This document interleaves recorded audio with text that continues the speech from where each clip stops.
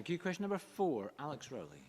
Presiding Officer, to ask the Scottish Government, in light of public authorities not taking the necessary action to clear waste from the M90 Commerce Park at Lathalmond near Dunfermline, what action it can take to address local residents' environmental concerns. Minister Marie Goujon.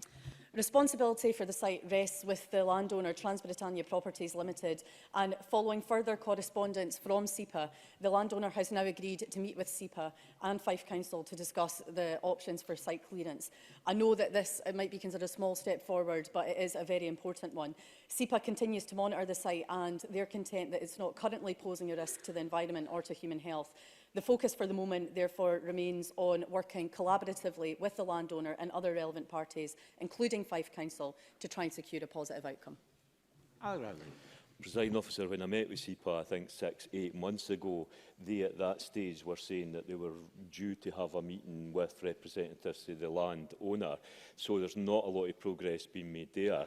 Over 7,000 tonnes of carpets and plasterboard were dumped on this site. The majority of that carpet and plasterboard came from local authorities and other public authorities across Scotland. Surely the government cannot allow this to continue year after year after year. It's an environmental disaster that nobody seems to be willing to take any responsibility for.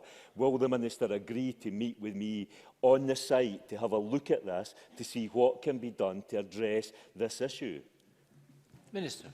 I can completely understand the concern and frustration that the member has about this issue, because it has been ongoing for such a long time. But that's where I do think this meeting that's been secured now will be a positive step forward. I'd be happy to meet with them to discuss that further and see how this can be further progressed. But it is very much the landowner's responsibility to deal with, and that's why we are trying to work with them to ensure that we can deal with this and get it dealt with as soon as possible.